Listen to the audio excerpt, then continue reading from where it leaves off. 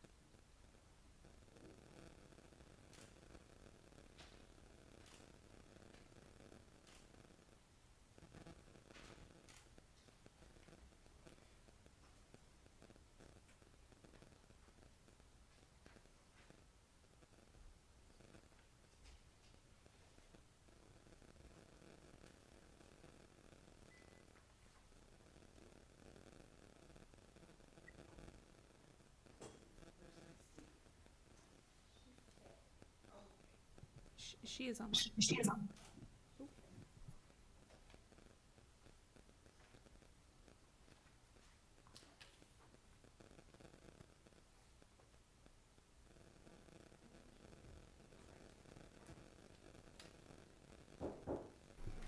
We'll call this meeting to order.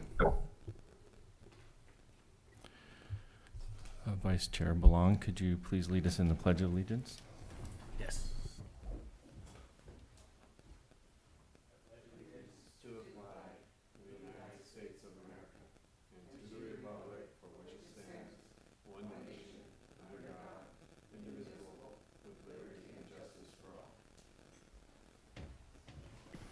Roll call. Yes, thank you. Commissioner Huboy, Present. Chair Henderson, Present. Vice Chair Corona, or excuse me, Commissioner Corona, Present. Vice Chair Belong, Present. and Commissioner Lenore. Verification of agenda posting was Monday, May 22nd at 2:47 p.m. Thank you. We'll move on to approval of minutes. Are there any changes to the minutes?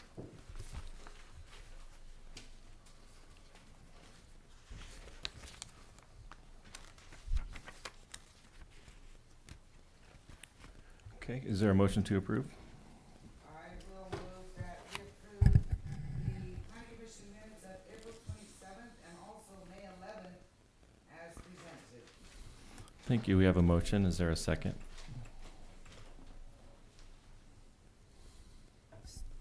I'll second it. Thank you. We have a motion and second. All in favor? Aye. Aye. Aye. Aye on April, but I abstained from May because I was absent. Okay. And I abstain from both. Okay. Is that clear? The vote clear? So it should be Commissioners Henderson, Corona, and Lenore. Aye on the May 11th, because Commissioner Huboy is abstaining, and then Commissioner Huboy, Henderson, Corona, and Lenore on the April 27th. That's correct. Thank you. We'll move on to public input. This is a time for anyone in the audience to speak on any item not on the agenda and within the subject matter and jurisdiction of the Planning Commission. Speaker cards are available in the lobby and are to be completed and given to the secretary before speaking.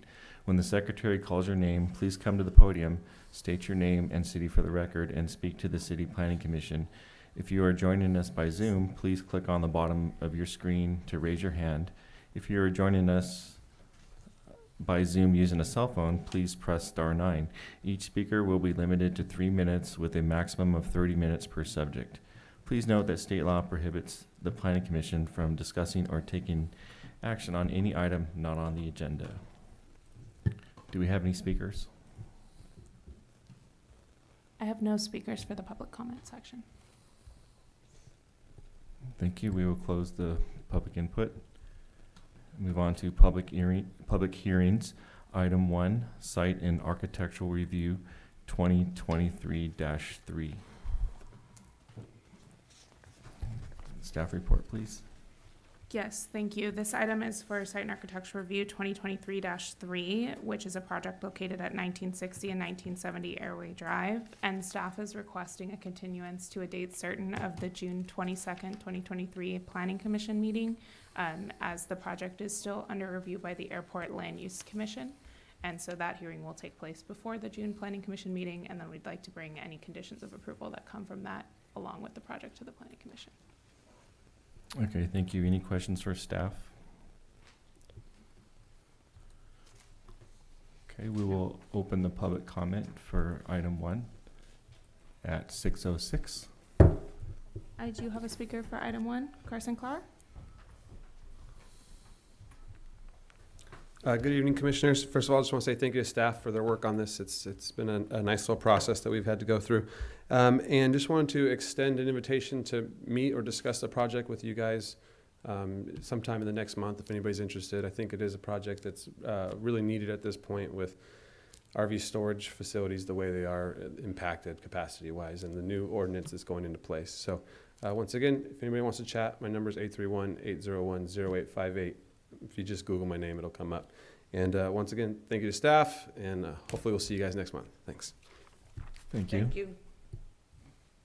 Any other speakers? Let me check online 1 second.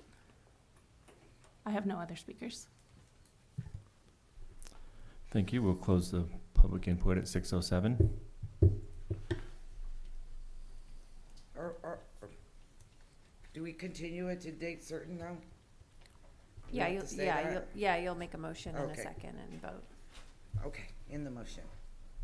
Okay, so motion, can we get a motion to continue to a date certain of, I saw 2 different dates. There was the 22nd and the 29th, so which is the correct date? Probably the. Let me the confirm fourth on a calendar. Behind you. The 3 June month that it is? 22nd. Okay, Yes, anything saying the 29th is in error. The 22nd is the 4th Thursday. okay, thank I you. move that we continue this item to a date certain of June 22nd. I'll second the motion. We have a motion and a second. All in favor? Aye. Aye. Motion carries 5-0. We'll move on to item 2, Site and Architectural Review 2023-1. Staff report, please. Thank you. This item will be presented by Magda Gonzalez, our senior planner. She is online today. Magda, go ahead. Hi, good evening, Commissioners. I am presenting Site and Architectural Review 2023-1. The applicant is REW Solar Development, LLC. Next slide, please. The request is approval to construct the Statoil Battery Energy Storage System, better known as BESS, which is a 10 megawatt unmanned battery storage facility. Next slide, please. The project is located at 431 Gateway Drive. It is outlined in red here on this graph. As you can see, the site is surrounded substantially by commercial development already. To the northwest, you will see an empty parcel as well as the PG&E Hollister substation. There are also a couple of hotels to the east. And to the west on residential development, there's a trucking company to the south. Further north, you'll find some farmland, but that is not immediately adjacent to the parcel. Next slide, please.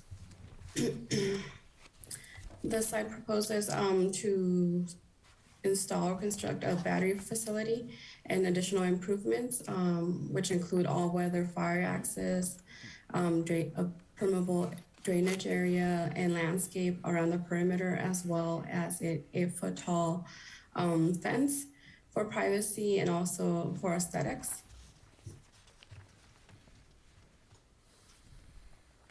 Here are the elevations proposed for this project. The highest one, I'm sorry, can you move on to the next slide? It shows it more in detail. The tallest equipment is 9 foot 5 inches. And the proposed fence is 8 foot, so therefore it would only go over the fence by 1 foot 5 inches, securing that it will ensure privacy. And as I previously mentioned, there will be landscape around the entire perimeter, including trees. Can you move on to the next slide, please? The next one is 8 foot 5 inches. Next slide, please. And then they gradually go down in height by 8 feet, 6 feet, and so forth. Next slide, please. Here are some pictures of the equipment. All the color proposed is white. They're all enclosed in containers. The inverters, the battery units, and the transformers. We will ask for samples of the paint colors prior to issuing permit issuance, just to ensure that the colors aren't glaring and that they won't be visually inhibiting. Can you move to the next slide, please? As I previously mentioned, they are installing landscaping around the entire perimeter, ensuring that it is aesthetically appealing with the surrounding properties. As we mentioned, there's already 2 hotels neighboring this property, so we want to make sure that if there's any pedestrians, out and about, they won't be impacted by this site. Next slide, please. The proposal is compliant with the general plan because it promotes energy efficiency and conservation of minimal resources. This project is rather small and minimal in size and height and impacts to the surrounding. It will not impact any of the utilities. And it will have access to public utilities already on site. It will not result in any significant traffic, noise, or quality since there will be no employees on this site. There will maybe yearly visits to the site just for maintenance, but it will be close to the public and it won't have any employees, and the containers are self-enclosed, so we don't expect much noise or any other nuisance. It's also exempt from CEQA pursuant to Class 32, the infill development. As I previously mentioned, the parcel is already surrounded by commercial development to the northwest, to the east, and the north and the south. To the west, it's full of residential development. Staff feels that it does comply and meet with all the requirements for this exemption. Next slide, please. As such, the staff recommends that the Planning Commission either take the first option, which is to adopt a resolution approving the Site and Architectural Review 2023-1, subject to the findings and conditions of approval. Option 2, adopt a resolution approving the SNA 2023-1 with findings and conditions of approval modified by the Planning Commission. Option 3, deny the proposed project, or option 4, continue the hearing and direct staff to provide additional information for clarification. Staff recommends that the Planning Commission adopt option 1, approval of the Site and Architectural Review 2023-1. That concludes my presentation. Available for questions. Thank you. Any questions for staff? I guess I do. Question. Please go ahead. Well, I read the report a couple times. Any chance, I just am concerned, well, I don't want to state my opinion, but do you expect any noise, vibration, or interference of any kind? No, not anything that wouldn't be allowed with the municipal code now. Okay. So no noise or vibration emanating from the storage of batteries? Yes, not anything that would rise above what's currently allowed on the municipal code. Yeah. Well, you got new homes there. I don't want to. Okay, thank you. That was my only question. Appreciate it. And we do have a condition of approval addressing noise on there as well. Yeah. Thank you. I had a question regarding emergency access. So as far as it being gated, does the fire department have access 24/7 to it? Yes, part of the conditions is to install a Knox box, which will grant them access to the facility. Thank you. I had a question, if someone could put the slide up of the overhead view. Yeah, that's good. Yeah, I was curious about the fire access, so looks like the northwest corner, it looks like a pretty tight turn. I don't know if a fire truck could make that turn. Was that considered at all in the design? Yes, it was provided and sent over to the fire department, and they did issue conditions. They didn't have any any further requirements regarding the width of the driveway. If we can move to the prior slide, I'm sorry, there was another one showing the fire access road. That was one of the requirements. Yeah, on here. We didn't receive any other comments from the fire department requiring that road to be expanded or the driveway.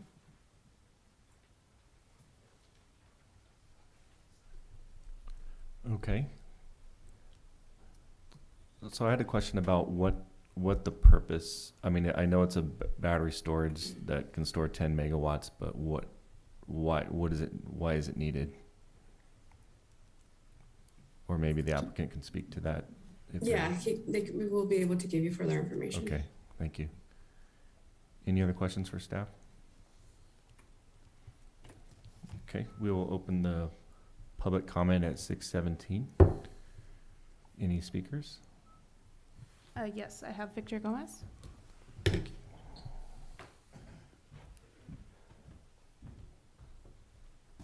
Honorable Chair Henderson, members of the commission, pleasure to be here with you.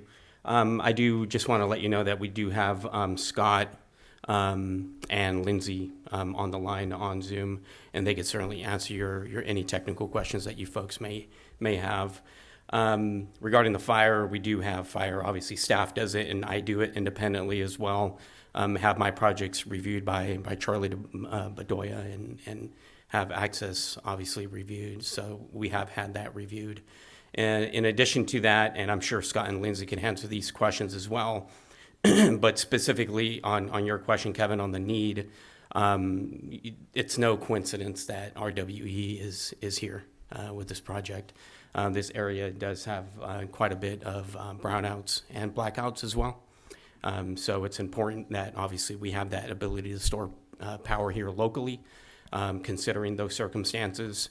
And as you folks probably already know as well, PG&E will be updating the North Hollister substation next year to obviously expand their capabilities for additional industrial growth to the north end of the city. So hopefully that answered your question, Kevin, but we do have Scott and Lindsay on the line as well to answer any questions. So thank you for the opportunity. Thank you. Mr. Chair? Yes. I do have a couple of technical questions for the applicant representatives. My first question is, this is a fully automated storage facility for solar power. Have there been other facilities such as this, or is this relatively new?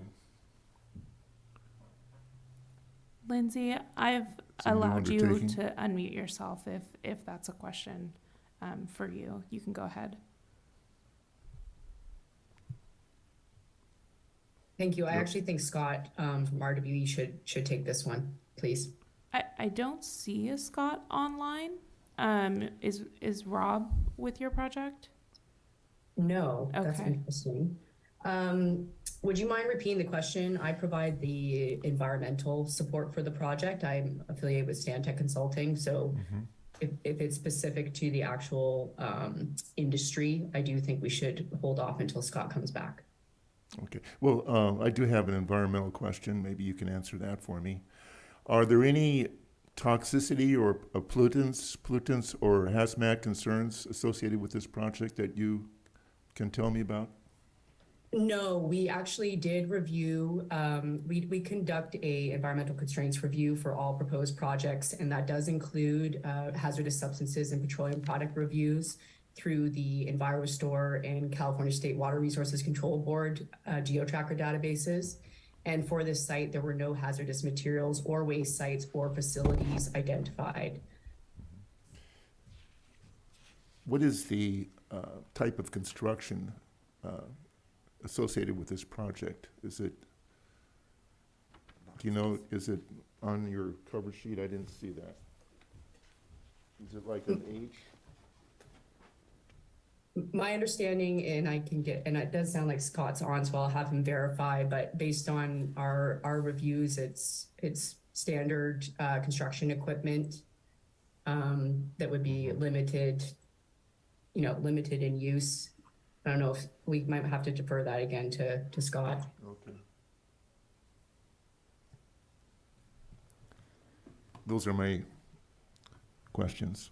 That's the extent of my questions for now. I'll ask my question if I have another one. Question. I see you're gonna use chain link fence, so I'm assuming that it'll be all covered up at some point when the shrubs grow. We won't see any chain link fence? Is that the intent of the landscaping around the fence? Yes, Cause and there's been also coordination with the school regarding the fencing. coordination with who? Oh, the Sorry, the daycare? landscaping, there is landscaping in and around the chain link fence, yes. Right, I just wanted to know if, will it grow up above the fence so we don't see it? Is that what it's designed as? Yes, I believe so, and I can double check that. Cause we're trying to get away from chain link in the city, so if it's gonna be visible, then I think our policy is to not do chain link, but if it's gonna be covered, then I don't mind it.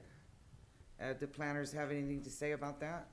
Yeah, so chain link isn't one of the prohibited materials in the city, but that was the intent of the planning staff when we discussed having them fully landscape around this property, was to make sure that the landscaping would also act as a screen, both for the fence but also for the use. And we worked with the applicant to make sure that that was on all four sides, so that any future development as well or changes in the uses next door would still be screened, even though there was a discussion about not screening between the existing PG&E substation, but this property is an individual site. So the applicant was very willing to work with us on making sure that this was a wholly inclusively screened site. Okay, very good, thank you. So how long has the substation been there? Question for staff. I don't have that answer. I Oh, okay. apologize. Yeah. But the reason, but a while. this location is picked because the substation is right there, correct? I would imagine so. Okay, Yes. thank you. Any other speakers?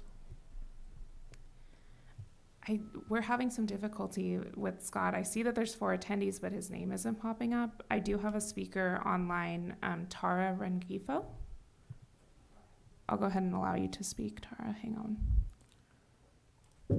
Before she speaks, I would like my first question answered when Scott, I believe his name is online, because this is the first time I've ever seen a project like this. And my concern is that if this is a project that has been proven and tried and proven, that would give me a comfort level associated with it. But if it's a new, innovative project that is testing a proving ground I can understand the purpose of it for storage of electrical energy and putting it back into the grid. I think that's a good thing, but I'm really new to this, and so I would just like to know if there have been successful projects of this type that are in existence today. Commissioner Huboy, I could at least share with you that this is not RWE's first project. We do have a substantial amount of projects worldwide in this space. I'm actually trying to get some local examples. I know that we had an approval down in Santa Barbara County, I want to say, not too long ago. So this would not be anything new to RWE or to clean energy. But I'm trying to pull up specific examples as we try to get Scott on as well. So to answer your question, this wouldn't be the RWE's first project. Well, what about the best system? That's what he's asking, I think. The whole system. It is not. It is not anything. Yeah, it's nothing new. Yeah, I mean, we've had some examples here locally, not RWE's projects, but again, I'll try to pull some of these and Okay, get those thanks. examples for you. Yeah. We had a phone number online for a second, but it's not there anymore. We do have a speaker, Tara Rengifo, if that's, Okay, let's try this. Let's go with the speaker. all right, Tara, go ahead. You'll have 3 minutes. Good evening, Chair and Commissioners. My name is Tara Rengifo on behalf of Citizens for Responsible Industry. We filed comments today in response to the staff report. Citizens request that the Commission remand the project to staff to comply with CEQA. The infill exemption is facially inapplicable to the project, and the Commission cannot make the required findings to approve the site and architectural review. First, the project has potentially significant impacts on air quality and public health, rendering the exemption inapplicable.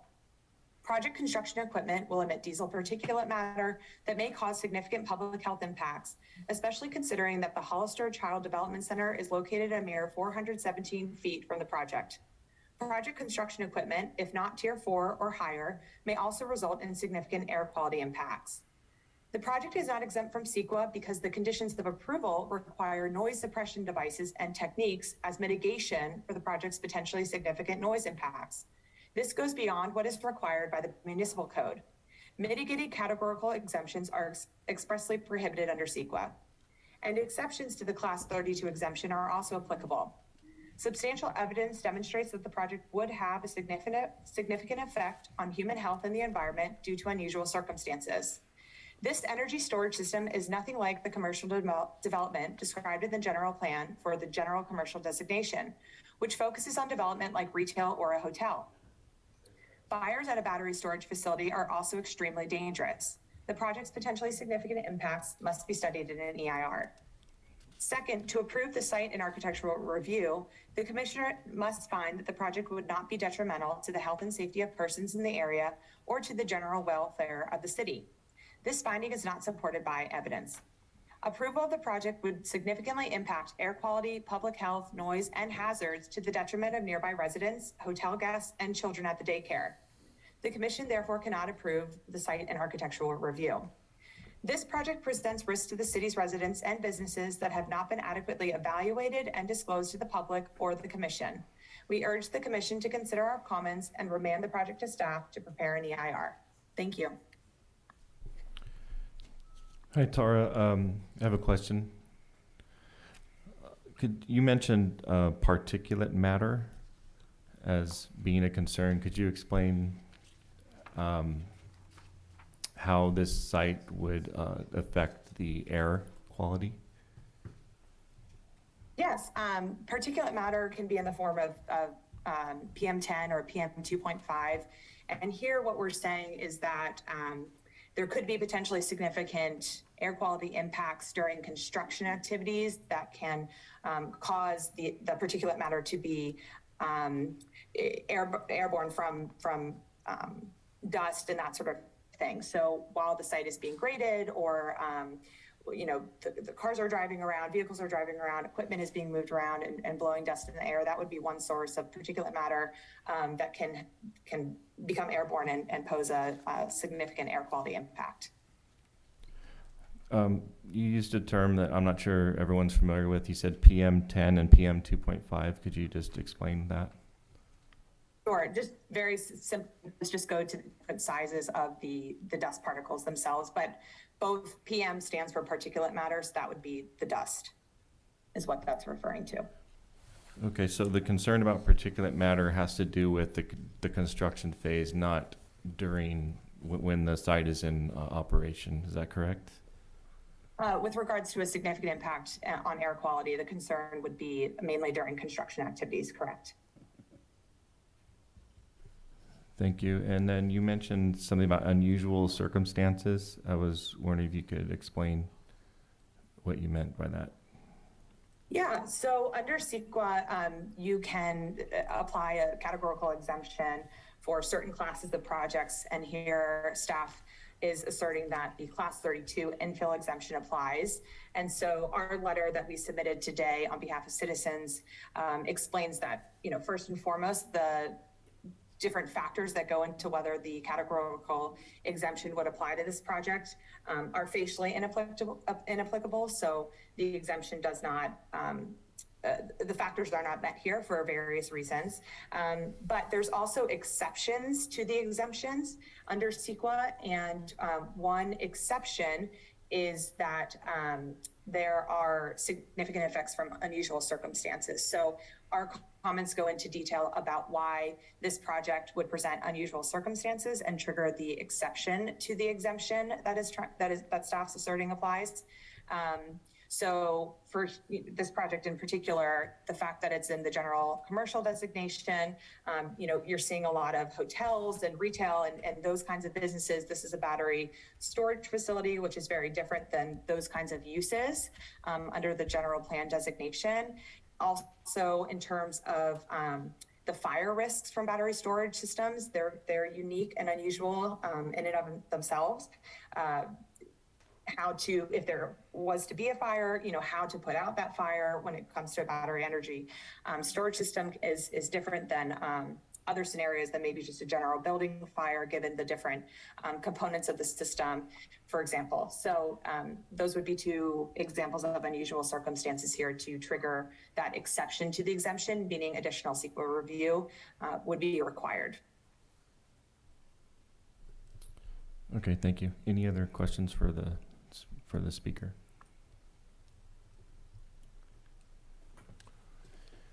I'd like to get a staff response on the CEQA review requirement. Eva I know this is infill.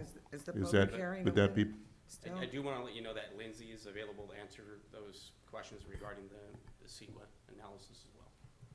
And we have answers to those questions. I don't know if it's appropriate at this time, but maybe after the public hearing is closed. Well, we're in public hearing, so I guess if you have a question for staff, you can save it for after the public hearing.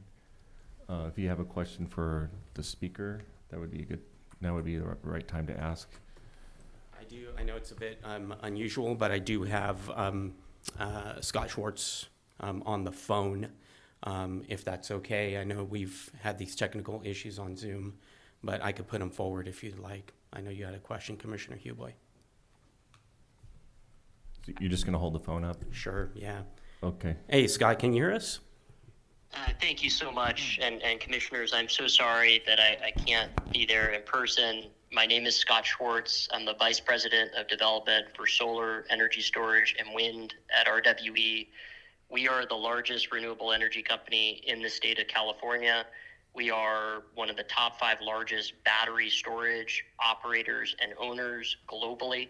We have over 1 gigawatt hours of battery storage operationally. We have never had any issue with our entire fleet as far as fire safety is concerned. And RWE has repeatedly used unionized labor in the construction of all of its projects in the state of California. The lawyer that you just heard from represents essentially utility companies and organized labor, and is seeking for us to enter into a project labor agreement. We have previously worked with this law firm and entered into project labor agreements on our Northern Orchard Solar Project, Fifth Standard Solar Project, Janus Solar Project, and they similarly have showed up at these hearings with a long list of environmental concerns that are truly aimed at getting us to enter into a project labor agreement, which we always agree to. I'm happy to answer any questions. I'm sure you have some. I do.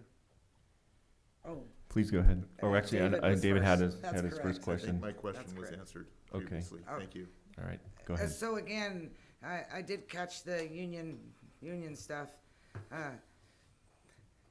Are you bound by some law on a private project to go with union workers? That's my question.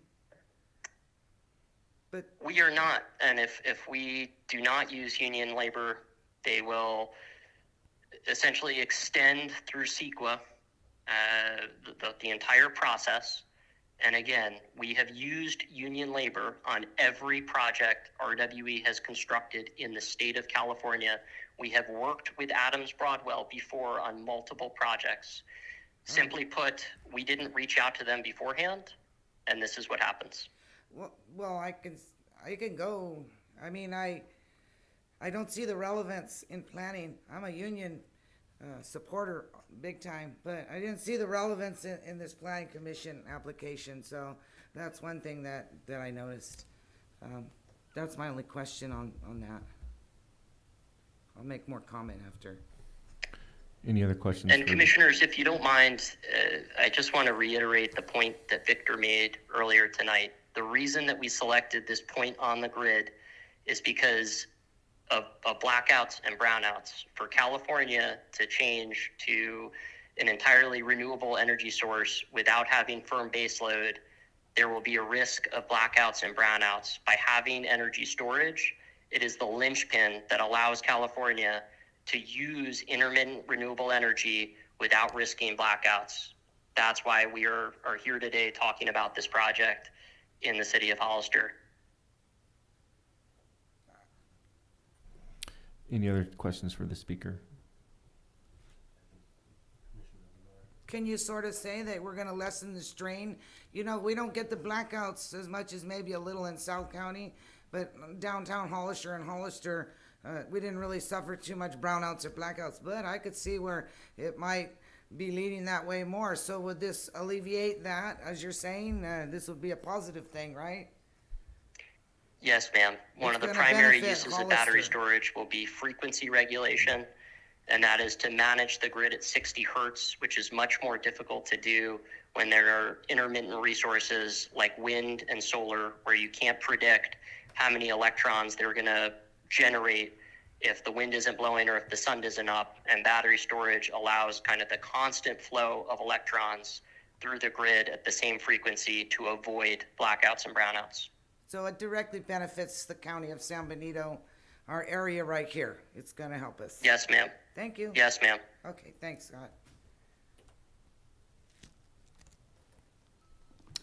I had a question for the applicant regarding, you said there's gonna be nobody on site, but when maintenance needs to be done, I mean, that's, I would assume, typically done during business hours? There's nothing that happens during off hours? The only reason somebody would come during off hours is if there's an incident, if something isn't working, but typically these facilities will be checked for maintenance on a monthly basis. It will be monitored 24 hours a day, 7 days a week at our operations center. We have one in both San Diego and Austin that fall under FERC, the Federal Energy Regulatory Commission. And really, we have assets that are about an hour away. So our crews would regularly come during just business hours, and you're talking about, you know, 1 or 2 people in a pickup truck coming once a month. They're not going to be kicking up dust. They're going to be coming in to just check and make sure that the battery storage facility is operating as it's designed. Mr. Chair, I have a question. Can you describe the fire attenuation system that's associated with this project? Is it, you know, you go on airplanes and they ask you if you have any batteries in your luggage. Is it lithium based, and what type of fire suppression system is being proposed here? So what we proposed uses a water injection unit. There's gas detection. Essentially, if any module in the storage facility goes beyond a certain rate, we're going to be alerted about it immediately and be able to literally turn it off in real time. So within, call it a second, the way our automation system works is that if anything starts to heat up, you turn it off. We have about 1 gigawatt hour. This is proposed as a 10 megawatt battery operating with, a 4-hour duration, so 40 megawatt hours. And, what I'm mentioning, we're one of the largest battery storage developers, operators, and owners. We have never had a fire incident across our entire fleet. How long have These you been, are designed to self-consume in the event of a fire. We regularly provide training to local AHJs to tell them about, how they should handle anything if it were to occur. We're going to have an emergency action plan. Really, it's always in our best interest to make sure that any fire departments understand exactly what this is and how they should react if in the event there is a fire. thank you. How long have the other projects been in operation? We built our first battery storage project about 8 years ago. I don't have any further questions at this time. Thank you, Chair Henderson, and I'll keep Scott on the line in case you have any other questions. I had one more, actually. Okay. And I just want to say thank you again. I'm so sorry for this unusual circumstance. My wife is a critical care physician and is unfortunately working nights tonight, and I'm on baby duty and unable to join you in person. But thank you for your time. We do have one more question from Commissioner Belong. Scott. Please. Yes, so there were some instances back east recently where people were targeting facilities. I don't know if it was similar to your facility, but basically power grids and things of that nature. Is there any type of security cameras or anything like that that will be installed for this facility? So the attacks that have occurred have been at electrical substations.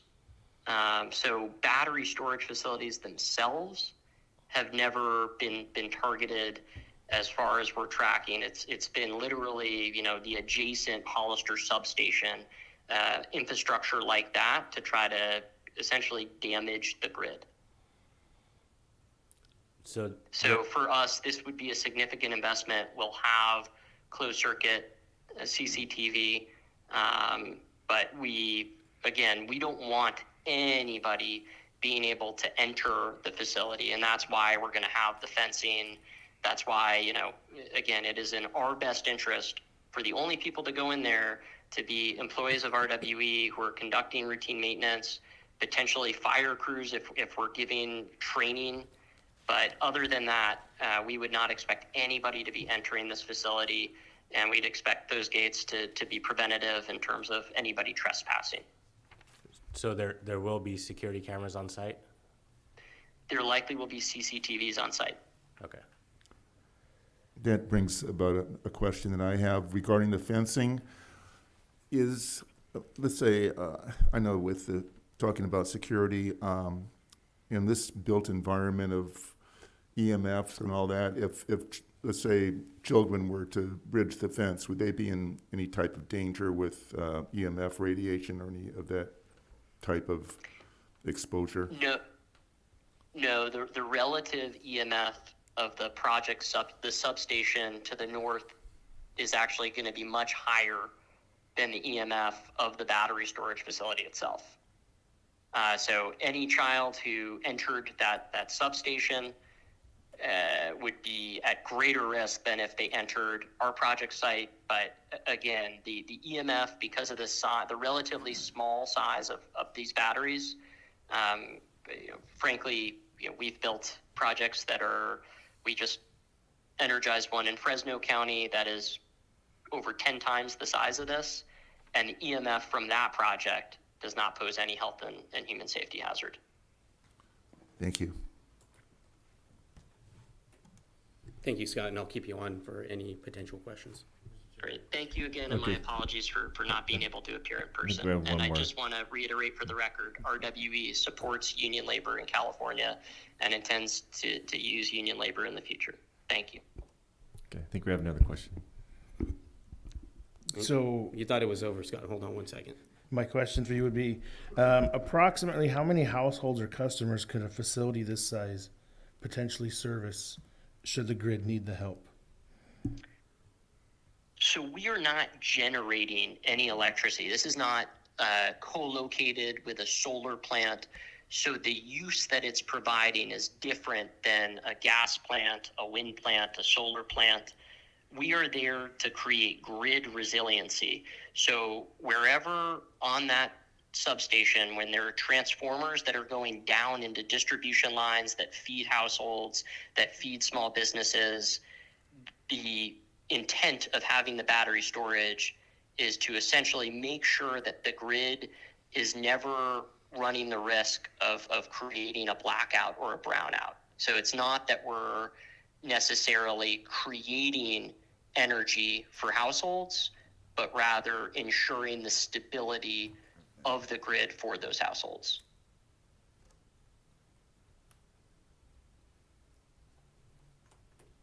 We are storing electricity and then discharging that electricity when the grid needs it to make sure that the flow is firm and constant. All right, any other questions? And is this project is 100% privately funded? RWE is seeking to invest $10 billion in the state of California from its balance sheet within the next 5 years. This project will be, we do not rely on external financing. We balance sheet finance our projects.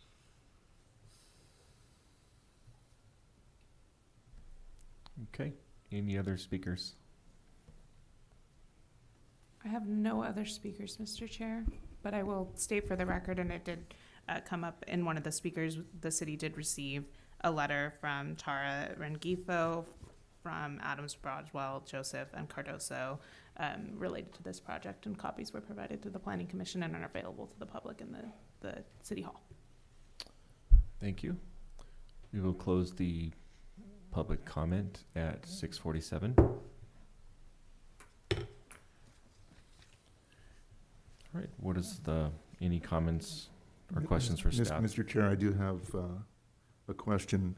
I guess now is the appropriate time to ask, because I received this information from Adams, Broadwell, Joseph, and Cardozo, and I checked my email. It was emailed 2 hours before this meeting, and there is contention about whether or not this project qualifies for an infill environmental exemption.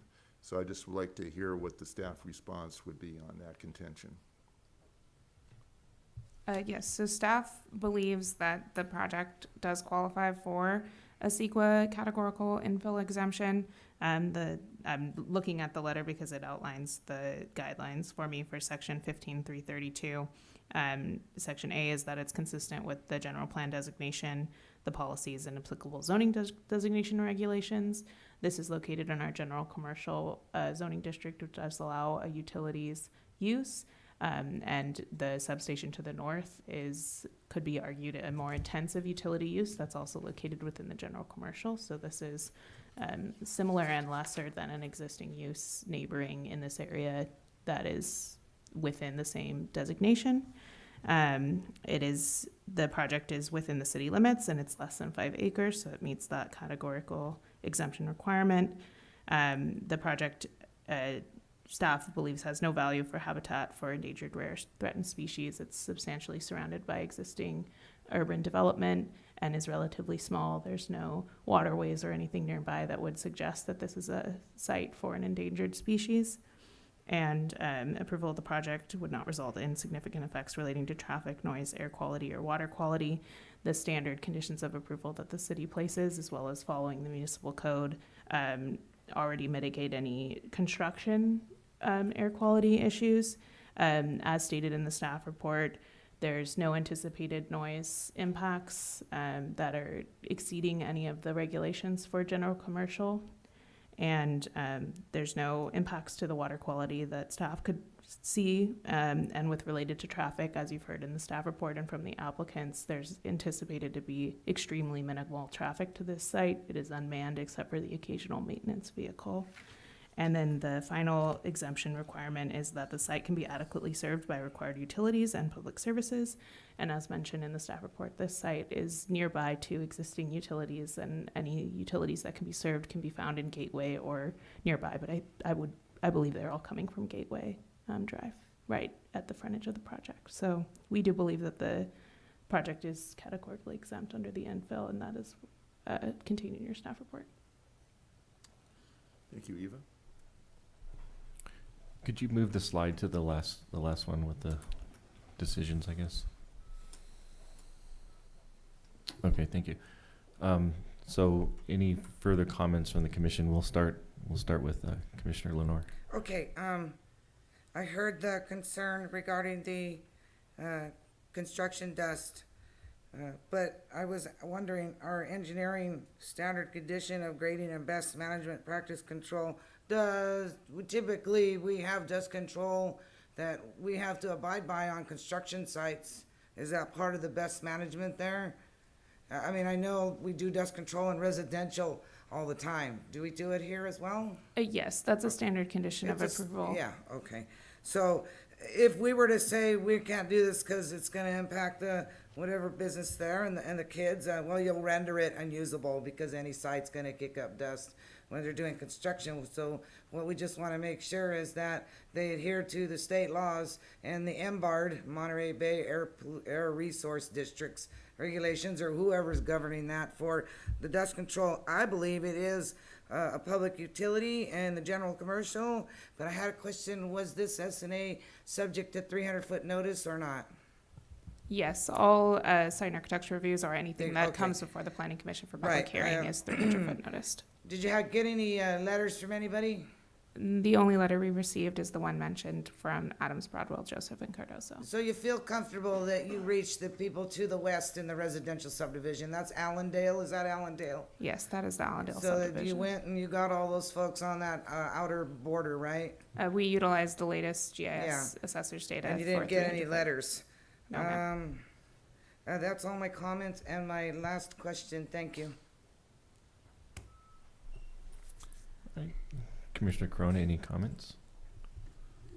Okay. I'll just say the project makes sense to me. I think they've I don't have any safety concerns, and I understand the need for this, given the trend in power, renewable energy. So I understand what they're trying to do. So those are the only comments that I have. Mr. Belong, any comments? Okay. Any final comments? I have no further comments. Thank you, Mr. Chair. Is there a motion? I'll move that we adopt resolution number 2023-16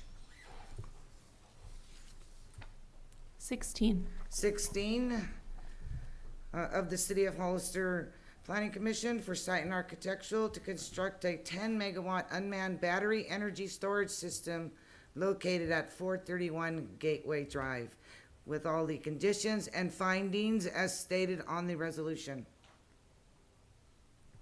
We have a motion. Is there a second? I'll second the motion, Mr. Chair. We have a motion and a second. So can Christy do a roll call vote?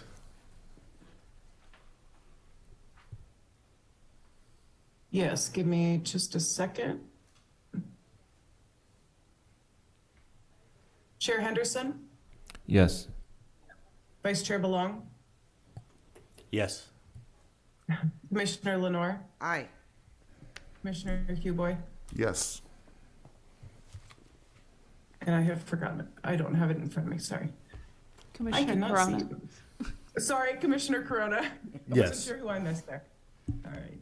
The vote is unanimous. Thank you.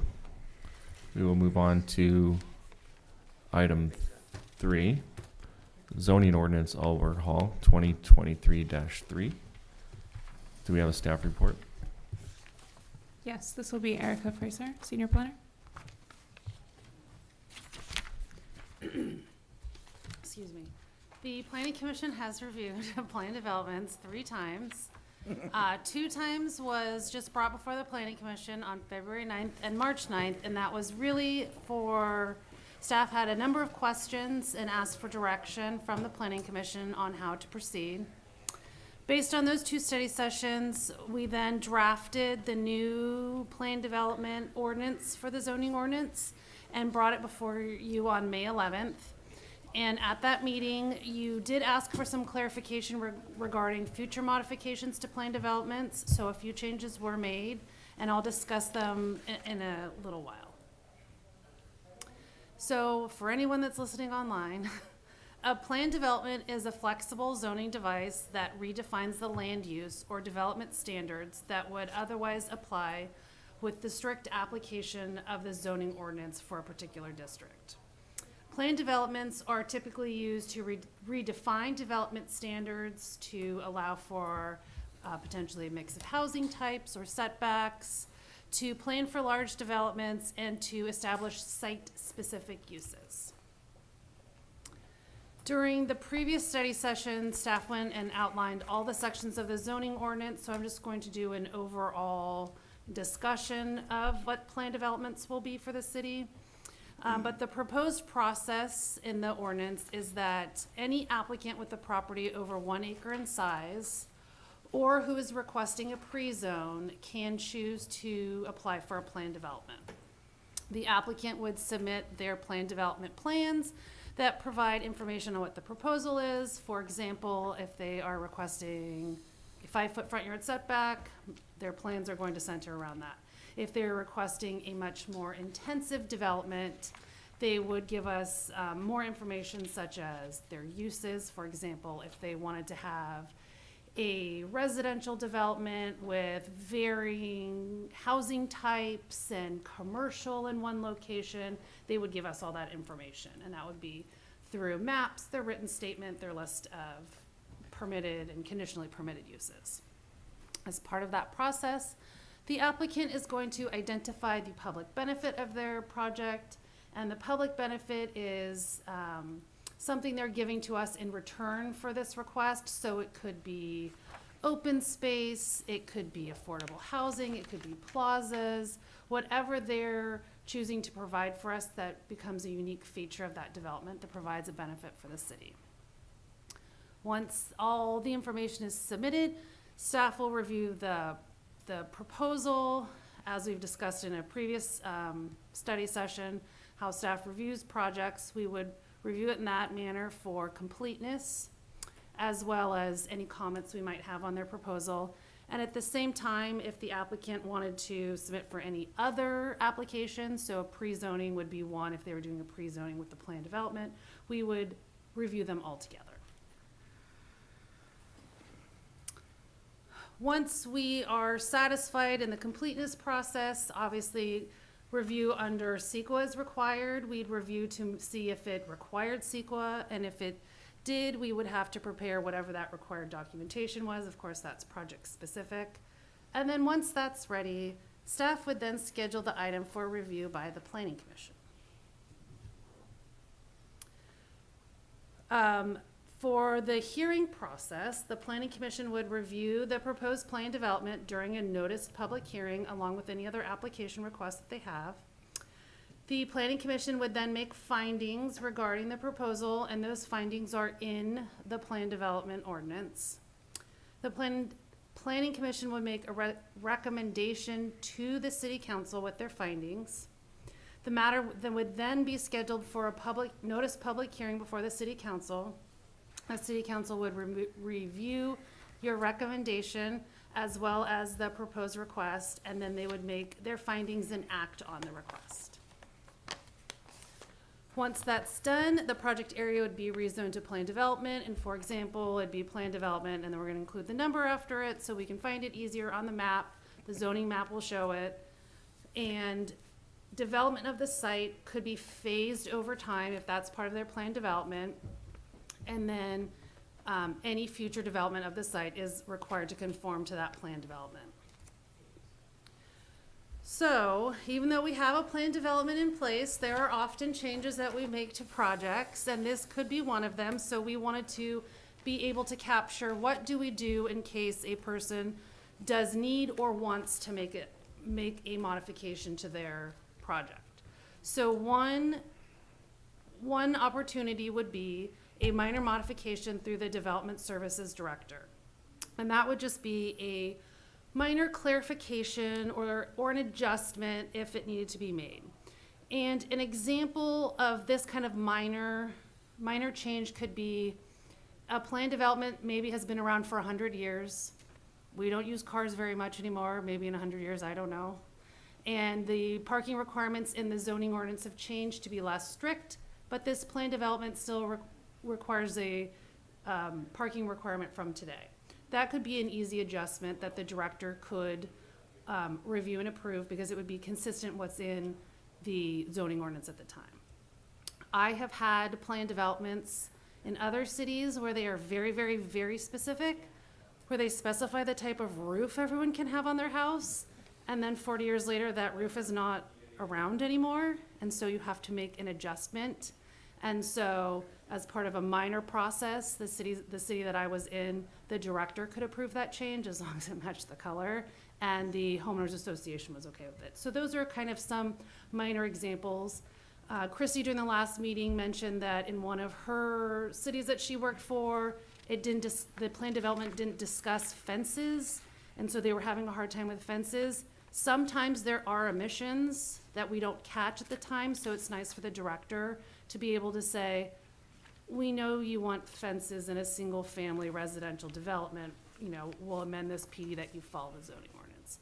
So those are some of the minor administrative modifications that we'd like to cover under the director level, so they don't require going to a planning commission for some of these smaller items. And I did modify the language a little to state, where necessary, the Development Services Director by administrative action may clarify the provisions or make minor adjustments to conform to current provisions of the zoning ordinance, to revert to relevant sections of the zoning ordinance where necessary, and to approve minor modifications to a plan development that does not conflict with the development standards, density, or intent of the plan development. So if someone came to us and said, hi staff, I'd like to add 10 more units to my plan development, that's not us. Now they're changing that density. If they are coming to us and they say, well, you approved us for commercial, can't you just change it to industrial? It's, similar. That's not the same. That does not hit us at all. So that's where we're trying to go with these minor modifications. The next level would be, now we're changing something around that while we are still within the intention of that plan development, there is something about it where staff doesn't feel comfortable with amending it, and we'd like it to go before the planning commission. So an example could be, they proposed a 5-foot front yard setback, but they'd like to go to 4.5 feet. We'd like to come before the planning commission. If they needed to shift something slightly within their land use map, we'd like to come before the planning commission. It's things that are not necessarily minor that we'd like it to be before a public hearing, but again, it can't change the intent of that plan development. It can't change what the plan development was designed to do. So again, I changed it slightly to kind of incorporate that language so that you would be required to make a finding that whatever amendment they're proposing substantially complies with and does not materially change the provisions, intent, land use, or development capacity of the applicable plan development.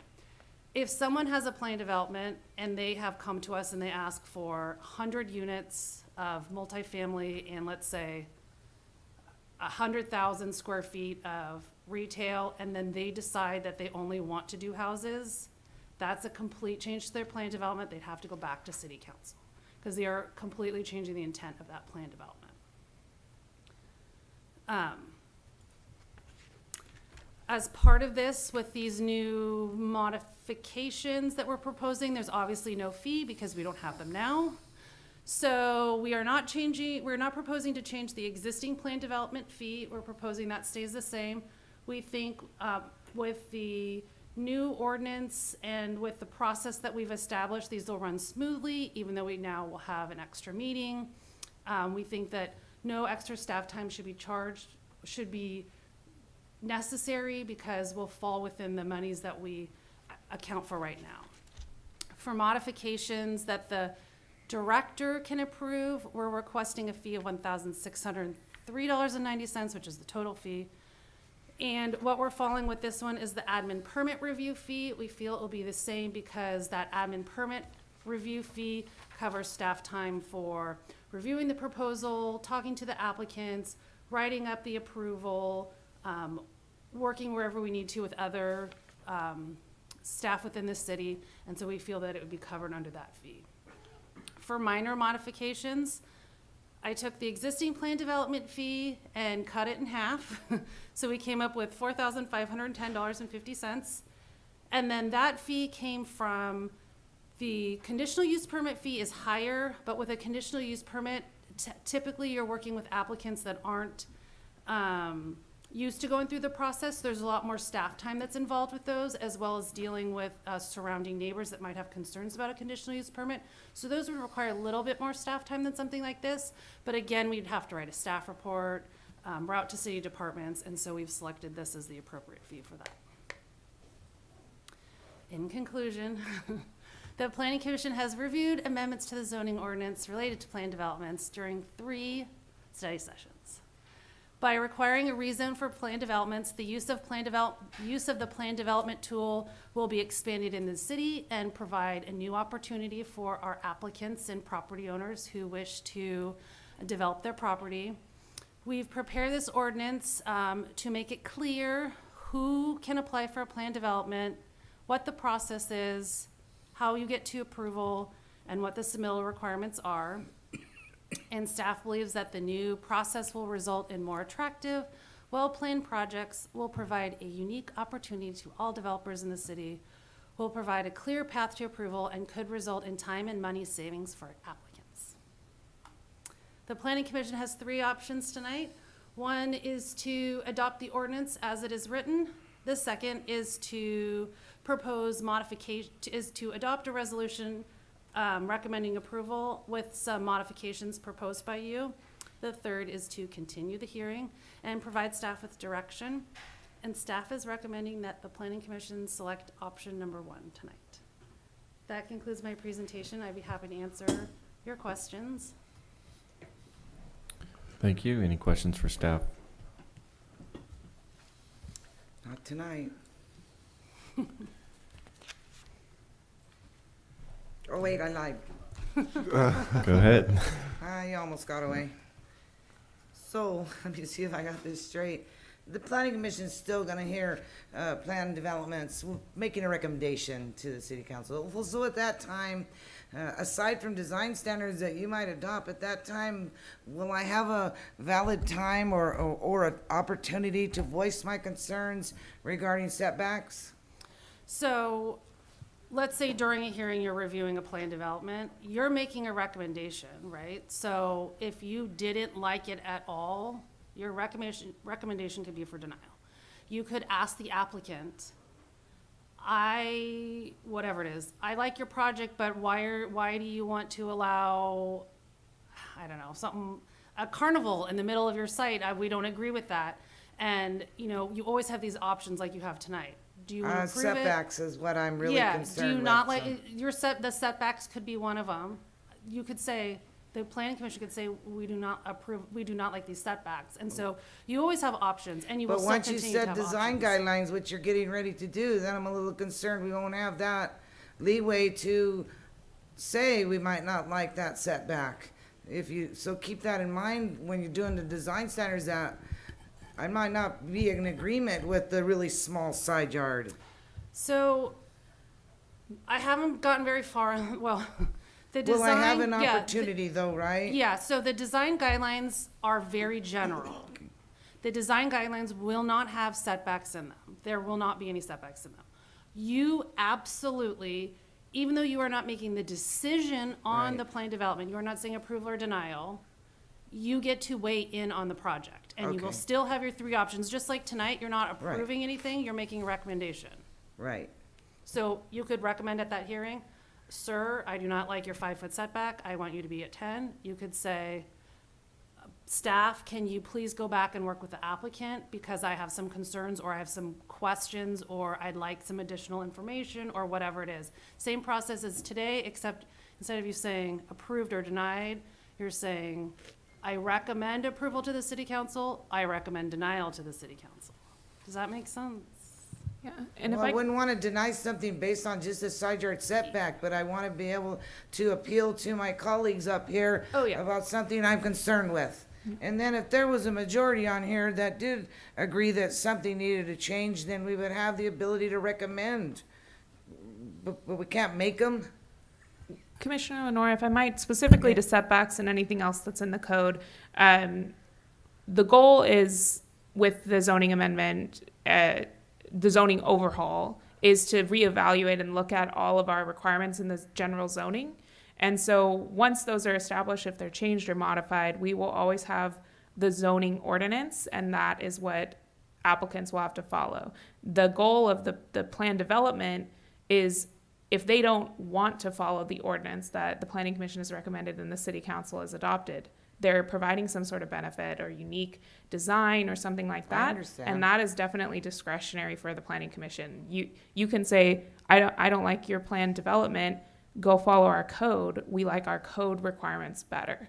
So you always have the code and applicants always have the code. Okay. The plan development is, they say, we have this great idea and it doesn't quite fit if you apply the code strictly. So we're requesting you to kind of give us our own code because we're doing this great I project understand design. that. So it's significantly more discretionary, whether it's housing, which, as you know, has some pretty strict non-discretionary, very objective requirements right now. But with a plan development, this is a discretionary request. You don't have to approve it. Thank you. Mr. Chair. So I've said this before, and I don't really know what my fellow commissioners think about this, but we're trying to streamline this process and make it easier for the applicant, and yet now we also at the same time we're prolonging it by bringing it to the city council, and I still have an issue with the city council involvement in this process.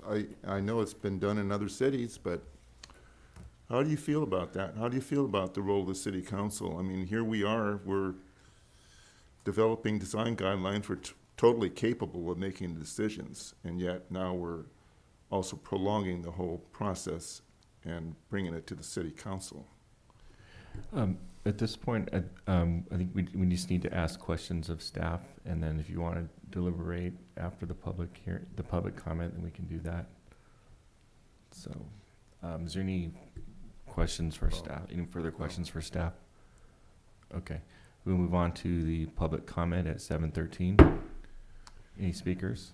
I did receive a speaker card from Victor Gomez.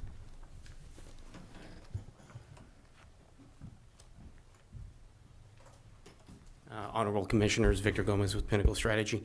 My first question is in regards to the fees. As you all know, our fees are astronomical, 3 times more than the city of Gilroy and Morgan Hill. It's more expensive than San Jose.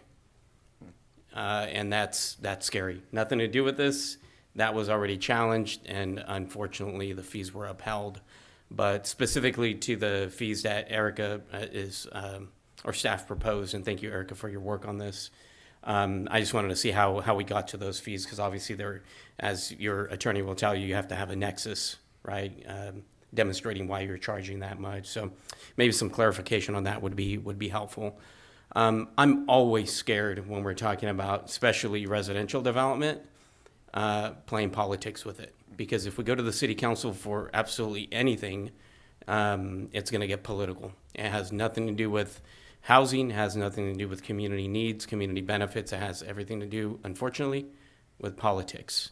And I say that less under the new leadership of the city than I would have in the past. But still, politics comes into play. Now, I may have missed some of that process, but the process that Erica outlined was was enticing. It looked pretty good, and there's actually a couple projects that I could think of that would have fallen into that quite nicely. So I may have missed the part of anything other than these proposed changes going to the city council. Anything above and beyond these proposed changes, and any plan unit development, any minor modifications or changes should be either kept as designated by the planning director or the planning commission.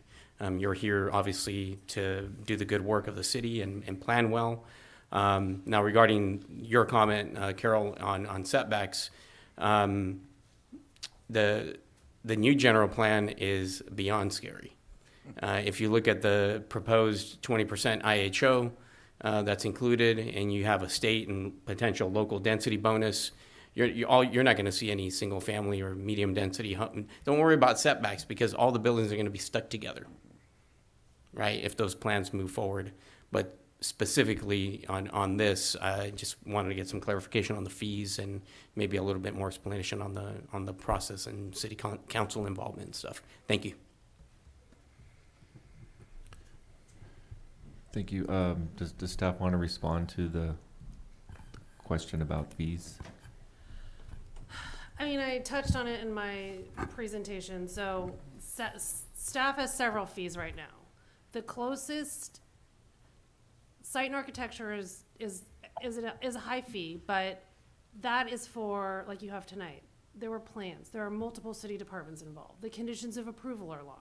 There's a staff report. It tends to be more intense. There's a lot more back and forth with an applicant. That's a high fee. But for an admin permit fee, we have the fees that we have. That admin permit fee is supposed to cover projects that maybe take 1 or 2 reviews. Staff prepares an action letter, conditions of approval. There's our time spent, a request comes in, right? We have to review the request. We have to write an incomplete letter if it's incomplete. We most often do. I have not had an application come in yet that is complete. So that all involves staff time. So that's where that fee came up with, because we have a fee right now that is for director level decisions, that $1,000, I'm always bad at remembering numbers, $1,600. So that fee is already established today, and we use it for a number of projects. I would expect that minor modification where someone's submitting it to the director would fall within the minor modifications that we're already approving under the director, and it's the same process. For the ones that would require, staff can no longer do it, but it has to go to the planning commission, again, that fee of $9,000 seems too high, even though that's what we charge today for a planning commission review and approval. We feel that, again, with the standards that we have in place, the requirements that we have in place, we're going to end up with better projects, and it'll be easier for people to follow, so that should reduce staff time in assisting applicants. But again, it's going to require a staff report. That's staff time. It's going to require us to prepare a resolution, attend a meeting, present, as well as that initial work that we do, which is the completeness review. Is it really a minor modification? Do you have all the necessary documents? Whatever you're doing, does it trigger anything else? So again, that's where the monies from that fee comes from. But again, as I mentioned before, we have a higher fee, which is the $5,000, which is the conditional use permit. But the reason I suggested the lower fee is with a conditional use permit, that higher fee, I believe, comes from, these are usually applicants that aren't used to submitting to a city, so they require more assistance by staff, more hand-holding, if you will. And there are, as always, is the potential that whatever they're doing upsets the neighbors, and so there's much more discussions that we have to have and public outreach that we would have to have on a conditional use permit. That's why I'm recommending a lower fee in that case than what we have for a similar type item going to a planning commission. And Chair Henderson, this is Christy Hopper, if I could add. The fees themselves, are, at this point, we're trying to find comparable fees that are currently adopted fees. The City Council we are going to be engaging in a user fee study to take a look at all of our fees. So at this point, this would be establishing a fee that's as comparable as possible to our already established fees, and those possibly could change in the future. But the city council would need to opine on the fee, so we would have a fee to charge once this ordinance goes into effect. All right, thank you. Next speaker. I have no other speakers, Mr. Chair. We'll close the public comment at 7:20. So let's jump back to your I question. apologize for No speaking problem. out of turn. If I could weigh in on Commissioner Huboy's concern, the main reason, from my perspective at least, that this has to go to City Council is because the plan development requires a zoning change or a zoning ordinance change, and No. the City Council adopts the zoning ordinance, so only they have the authority to make changes to it. So that's the difference between the current plan development, which requires a CUP, I believe. It's complicated. The current ordinance is not clear on actually who can have a plan development. That's number one. The process within the code that we are going to follow from now on is if you are in the performance overlay, you require the performance overlay zone, then you require the plan development, and then you require a performance agreement from the city council. That would ultimately have to be approved by the city council. It's in the zoning ordinance, we are required to follow it.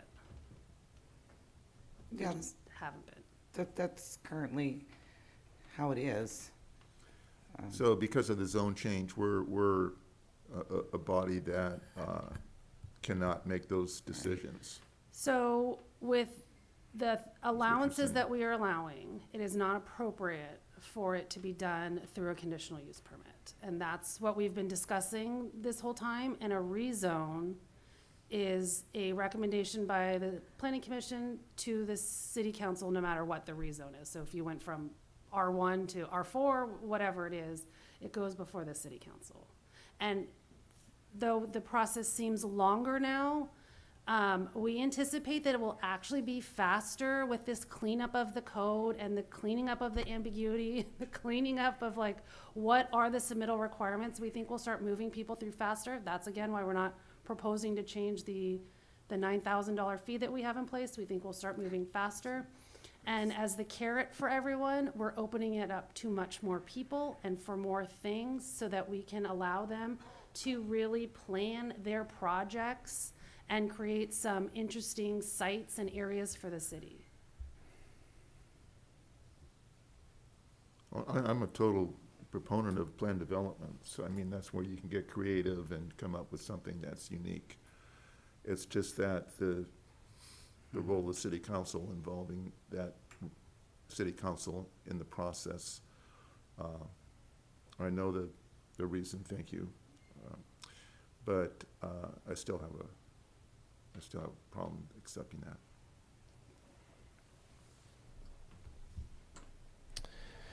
Commissioner Lenore. Well, David, I hear your concern, and you know, I already voiced that, but somewhere along the line, I guess I'm comforted by the fact that every jurisdiction around us except for one does it this way. And yeah, we're gonna lose the last say, and hopefully they don't get more than they bargained for, because you do have to understand planning when you're approving tentative maps and plan developments, and it's a lot of work. Hopefully they'll be up to doing that. It's a zone change. We can't do it. It can't be done by us. Hopefully they'll look at our recommendation like they always have and give it every consideration, and value our expertise in our comments and recommendations. And you know, they'll have to find their own way around. You know what one good thing it'll bring? It will bring more public participation because the public is more in tune with the city council than they are the planning commission. So when they put that on the council agenda, they might get more comment from the public because they'll be more aware of it. And that's a good thing. That's a good thing because I feel like sometimes we're here and we approve things and nobody's watching. So this might be an extra thing for the public to have, say, hey, there's this plan development. Just a sign of the times, David, I guess. But we still have the great privilege of recommending to our city council. That's true. Thank you, And this Carol. came from somewhere. Somebody got direction to bring it and maybe start having them, unless it's just all linked to the zone change, which obviously we can't do. Because it requires an Well, I know what ordinance. Mary Paxton told me a long time ago. We're the workhorse for the city council. Of course, and that's appropriate. We do all the thinking for them. Well, I don't know about that. But I'm very proud I to be said able to that, recommend. I said that with some hyperbole. Yeah, okay. Oh, let's see. We've already had a few meetings, study sessions, so I just wanted to chime in with my cohort, Commissioner Uvoy, that I do understand what he's saying, but I think it'll be all right. Okay. Thank you, Carol. Okay. Commissioner Lenore. And that's all my comments or questions for this item, Chairman Henderson. Thank you. Anyone else have some comments?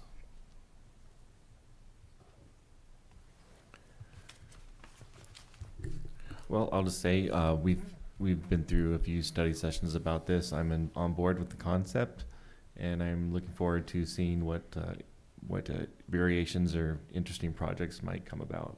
So that's all I have to say about that. Is there a motion?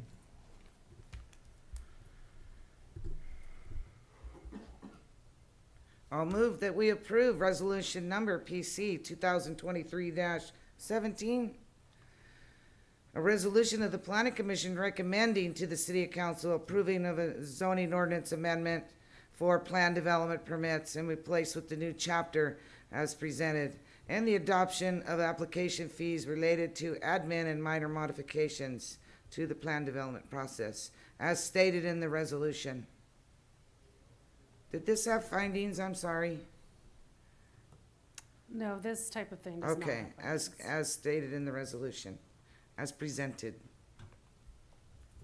Okay, any question on the motion that was made? Okay, do we have a second?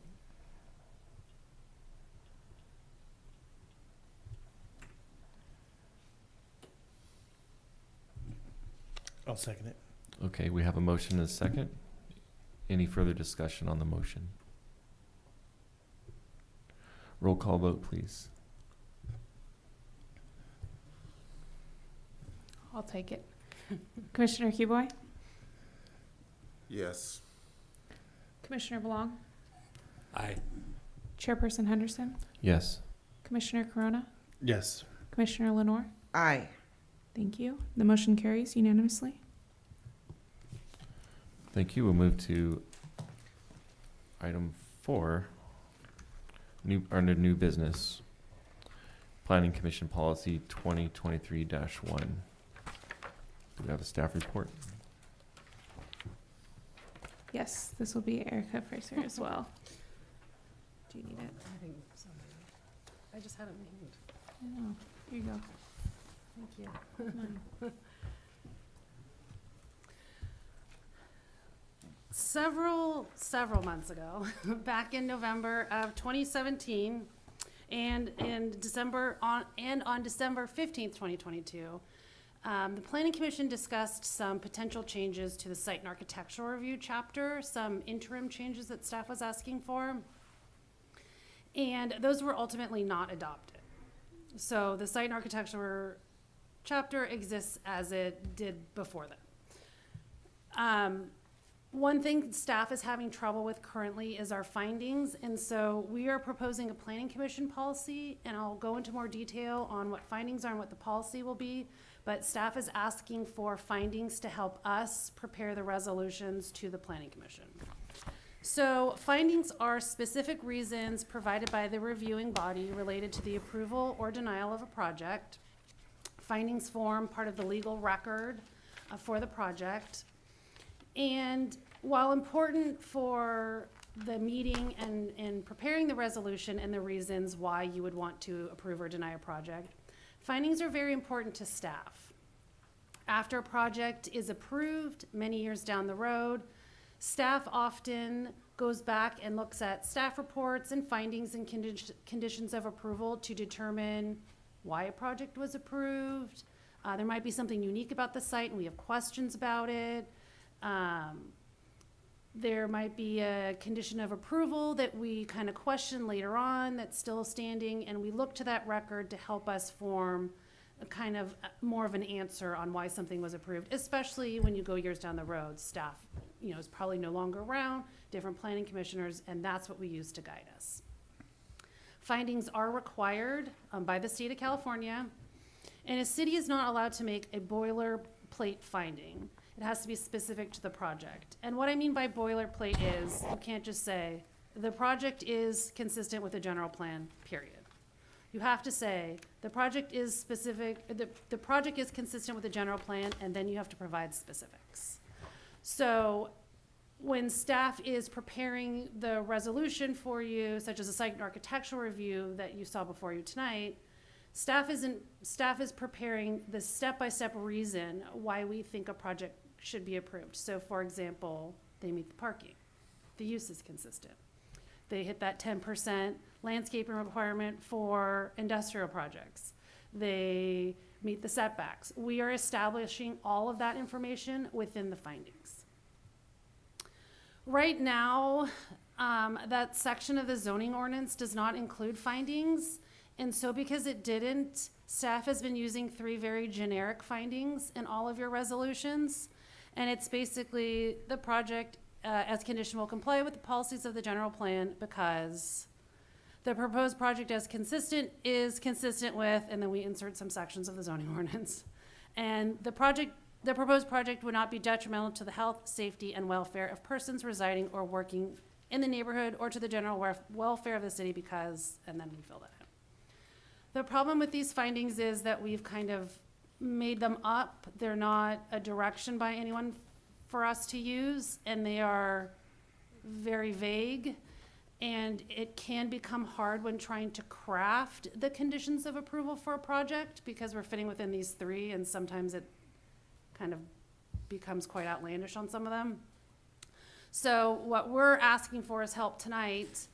The site and architectural review chapter will be modified. We will have findings in it, but that is probably not anticipated to be adopted until January at the earliest, maybe even later, because we still have a number of sections that we're working on in this phase 2 of the overhaul. It's all the permitting section. Hey, excuse me. I daydreamed for a few seconds. Did you say site and architectural, the other part of the site and say that again? So phase 2 includes all of the permitting chapters. Okay. So it's general plan amendment, specific plan amendment, development agreement. Yeah. Conditional use permit, site and architectural review, and others. Temporary use permits. Right. This is a lot of work we're doing right now. Phase 2 is a lot of work. And so we don't anticipate that this chunk of the zoning ordinance will be adopted until January at the earliest. We're trying to go as fast as we can, but it requires a lot of staff time, obviously. Okay. So we're a ways away from having some nice findings for staff. Okay, sorry to interrupt. That's okay. Go ahead.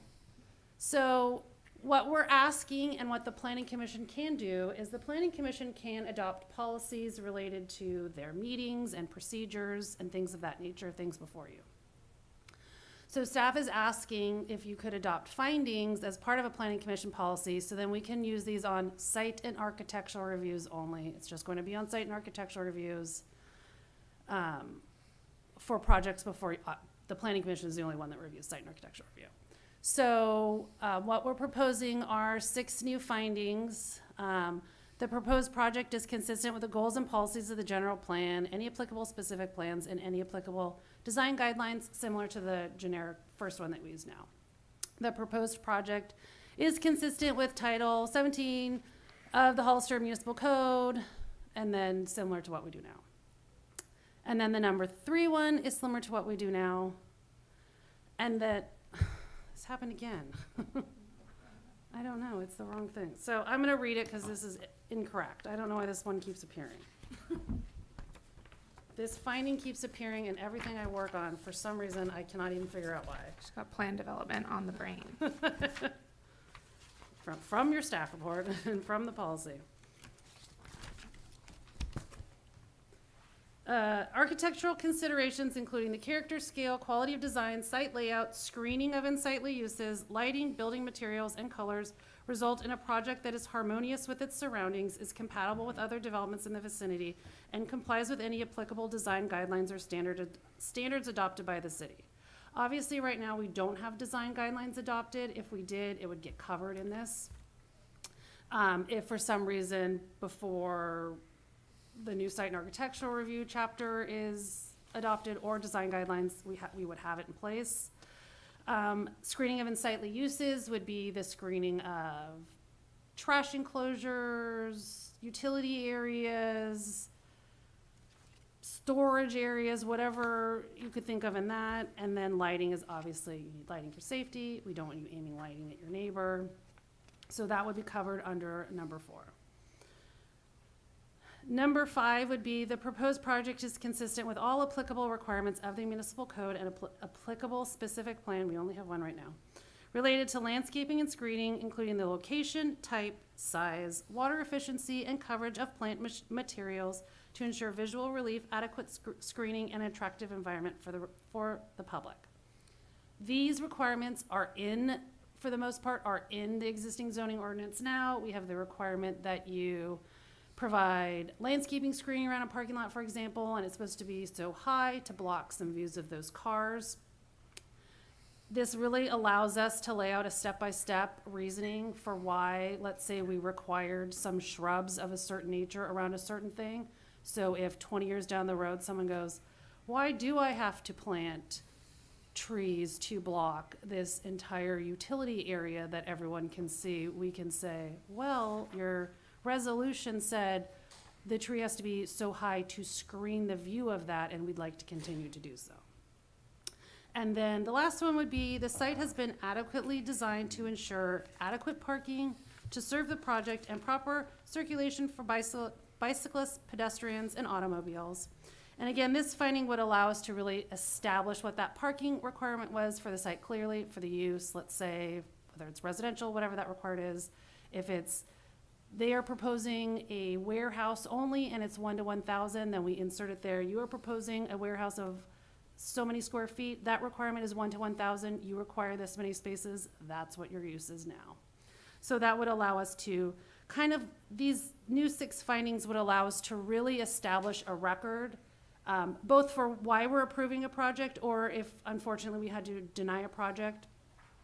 And then really to help staff out in the future, if we ever have to go back and look at these records on why we approved something, to kind of assist us, as well as a property owner purchasing a property can come and look at the resolution approving their development. They might want to make sure we didn't approve it with some interesting conditions that they'd have to follow. So it really helps everyone out.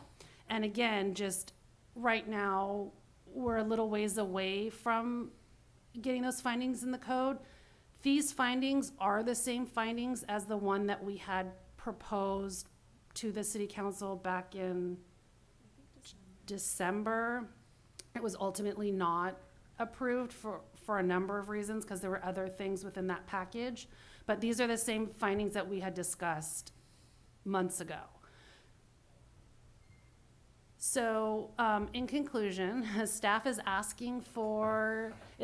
recommending a planning commission policy to provide findings to guide staff on the development of the resolutions for you. Findings are required to be made when you approve or deny a project. Again, findings provide a legal record for the city and for the project. And staff is recommending that the planning commission formally adopt the findings for site and architectural reviews so that staff has a list of findings that the planning commission would like to be made for projects. Once again, you have 3 options. You can adopt the policy with those findings as written by staff. You can recommend modifications to those conditions of approval and adopt a resolution with those changes. Or you can continue this item and you can direct us to prepare a different policy or anything else that you request. And that concludes this presentation. Thank you. Could you go back 2 slides? Okay. These are wrong. Okay, Yeah, number 4 is wrong. all right. It's a sneaking. Eva will That's- tell you, it keeps appearing on my computer for some reason. I can't get rid of it. Yeah, that finding is actually our recommended finding from the plan development chapter that you just reviewed. So that's where it's coming from. But the one listed as number 4 in your staff report is related to the architectural considerations. And I can read it again if you want, since it's been so. The finding is within your policy. The actual finding is within the policy we attached to your staff report, or it's on page 3 of your staff report. Okay, so 4 is actually the one that starts with architectural considerations, including the character scale. Yes. Okay. All right, thank you. Just wanted to just make sure everyone understands we're voting on what's in the packet, not on the presentation. So, Thanks. This is what we're voting on. This would be All right. your policy that we'd have in place. Thank you. Mr. Chair? Yes, go ahead. I just have a comment on 4. I just want to thank you for including on the number 4 as public art. I appreciate that. The one on the screen is for plan development. So Oh. so this Can't one for use site that one, architectural. although I like it better. Well, I like it for plan development. Yes, so That is that the- one Just like is the our public recommended art. finding in Yeah. plan development, but wrong on the screen for site and architectural. Okay. No enhanced architectural features for that SNA. No. The goal is to have the architectural guidelines in our Yeah. design guidelines and code that help tell us what the regulations it of the would zoning be- district okay, are supposed to be. Since I brought that up, it would be nice to have public art and site and architectural. Maybe we can get a little public art mention in there too. We don't have an ordinance requiring public art. We can put it on the list of things to talk about. That would probably be phase. We can promote it. We don't have an You ordinance, can, but we can promote it. encourage Yes. anything. We And- can encourage it within the design guidelines, but the design guidelines are a ways away. This overhaul of the zoning ordinance is taking quite a bit of time. And the design guidelines were intended to be part of phase 2, but phase 2 is taking so long that it's probably gonna hit after phase 2, and at some point, I'm not sure. The general plan right now is taking precedence over it, and then obviously with these amendments to the zoning ordinance, obviously this is taking a lot of your time, and then staff has all the background work as well too. So unfortunately, I wish I could snap my fingers and it was done, but I only have so many hours in the day. And I will add that the Arts Commission is considering currently a public art ordinance that would require public art with certain developments or an in lieu fee. So it's something that they're actively working on, so that may transpire soon. Sounds good. Thank you.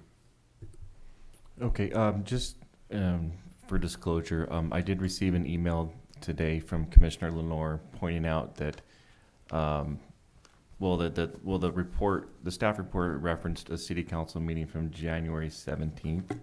So Commissioner Lenore stated in the email that she watched the YouTube presentation and suggested Well, I that I. watched on the city website. Oh, okay. On, Watched on- but it was actually the wrong date too. It was January 17th. Oh, okay. So, but Yeah, so do you just. want me to comment now? Well, I'm just disclosing Yes, I that you. did talk you with the chairman on Yeah, concerns. and then I also watched the video, Okay. and from what I got from the video was that the item went before the city council. There were only 3 city council people present. And I think it was mentioned, one of them mentioned that there was 1,900 pages in the packet, so they didn't feel like there was enough time to significantly process everything. So I think based on that, they decided to continue the item. I don't remember any date certain, so I just wanted to share that. Can I Go speak ahead. on that just a bit? Sure. The most glaring thing that stuck out at me is the fact that during that meeting, you discussed really site and architectural things, and you barely or didn't even bring up findings. It's in that, and that's what I listened to the whole thing. So it was barely no discussion on findings, and then they were overwhelmed. I could tell they were not ready for that presentation, and then there was only 3 of them there, and that's why they decided not to make a decision. So tonight, I just want to know. Here's my question: I'm only considering findings for site and architectural tonight, and that's it. That is all we are proposing at this So time. were you at that meeting in January? So it was me.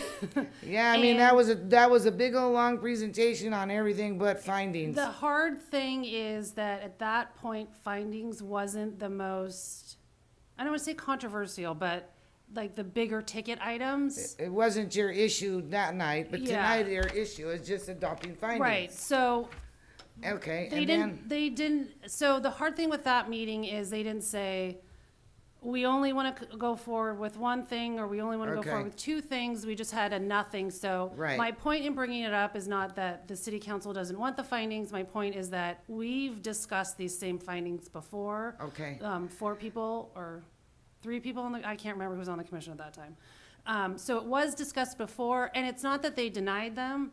It just didn't No, they go didn't make a anywhere. decision because Yeah. they didn't understand what you were trying to ask them to do, and that's what I observed. But tonight I'm comfortable with what you're proposing. As long as we're just talking about findings. But I gotta say, David, we approved a lot of applications in many, many, many years based on conditions and findings as stated in the staff report.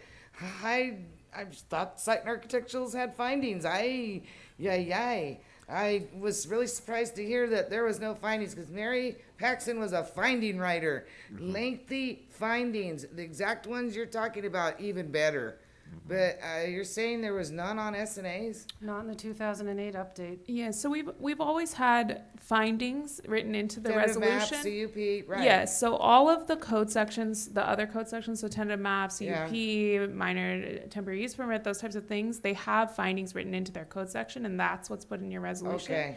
But for site not in the architectural, S&A. there's nothing codified. So as Erica mentioned in the staff report, there's just been a standard practice of these 3 generic You're ones. just trying to make them better. Yeah, so we're trying to make, since we don't have a council direction, i.e. a code that tells us which findings to make at this time, we're asking for, instead of staff kind of just continuing to put these staff decided findings into the report or the resolution, that the planning commission has an opportunity to establish that these are the findings that the planning commission wants to Okay, see in I don't every have a resolution. problem with this. But a lot of Thank times in the staff report, you go into general plan, conformity, neighborhood, the outline, contextual sensitivities and that type of thing. And based on the recommendation that supports the recommendation from staff Right. in the report. Yeah, so we always go over kind of these same things that we're talking Some of about these same with our things, reports. right, in the staff report. It's just that now the planning commission will tell us which ones to put in the resolution as opposed to the 3 that were just kind of made up and followed as practice. We're basically asking for direction from the planning commission to tell us what are the findings you would like us to use instead of the 3 ones we made up. But you usually recommend the findings are part of the staff report. so Right, I you're mean, gonna we're have still them in there. gonna, Yeah. we're still gonna write the reasons why. It's not gonna be blank, like we're like, here's your 6 findings, can you please, tell us what you think, when we're coming up for approval. But we would like you to tell us what findings should we be using when crafting that resolution for you. Yes, but then you're gonna have an extra meeting. How are you gonna do that? You can't come to the meeting prepared with conditions and findings so that we can approve or deny. You're gonna ask us which findings to put in.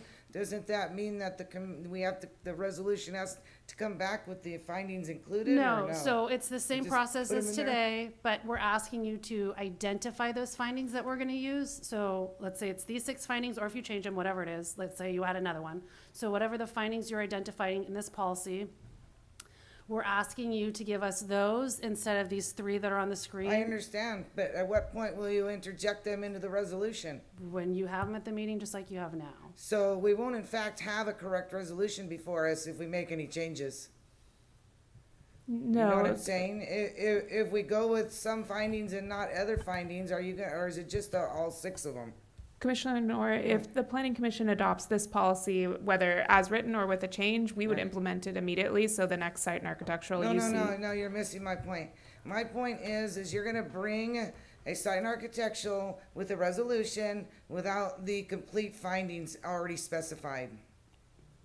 No, No. instead of 1, 2, and 3 with the becauses, so we always put because and we write out the evidence of the Wait, finding. She's asking that we would let her know which findings we would want you to To- include. For tonight, I'm asking that you establish a policy, so moving forward, are we still using these 3 generic findings Okay. that we're using, or would you like to, we're asking for you to establish the actual findings that we're Right. gonna use? And that's the only question you're asking us. You're not gonna come later and ask us which of those 6 findings do we No. want to apply We're using to all such and 6. such permit. We're using all 6 for every permit. Okay, thank you.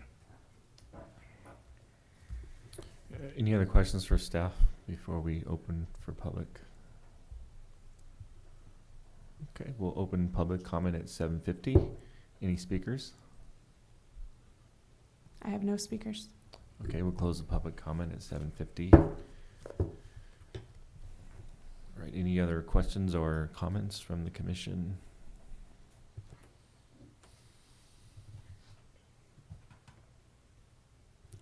I'll just, I remember the training I went to, this was just before COVID in Sacramento, and one of the presentations they gave us was at planning commission, that as it was talking about how as planning commissions, it's our job to make findings.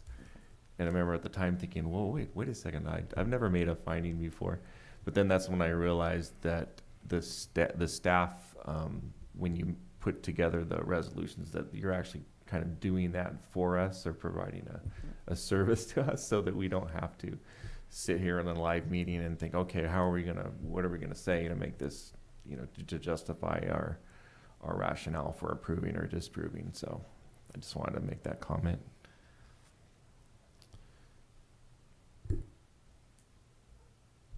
Any other I comment? will say this, Yeah.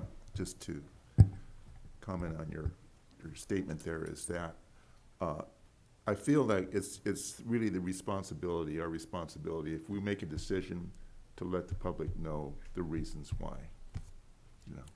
And that's just not to say yes or no, because, and then leave it at that. You have to be more explicit. And the findings that you come up as a commissioner is your rationalization that bases your decision.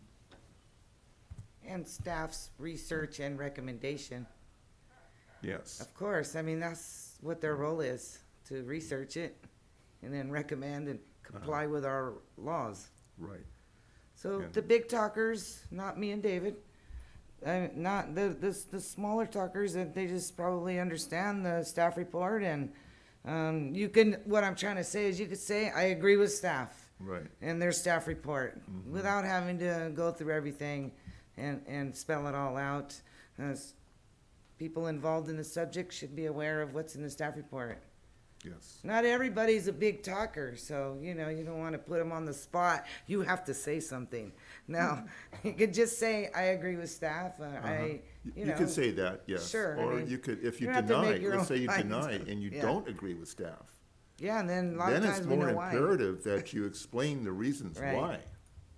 I instead of always just do, saying but no. not everybody does. I think that's the way I've always Yeah. seen it for my own conduct.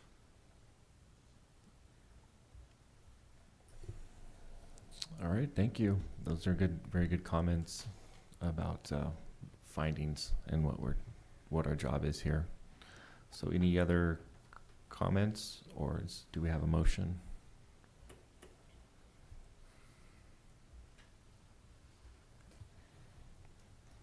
As soon as I get back to it, if nobody else wants to.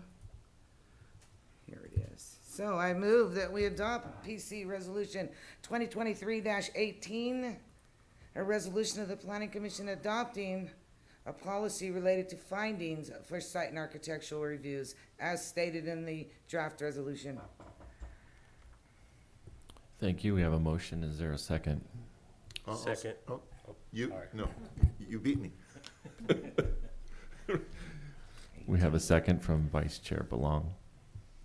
Any other discussion on the motion? And I will ask for a vote. All in favor? Aye. Aye. The motion carries 5-0.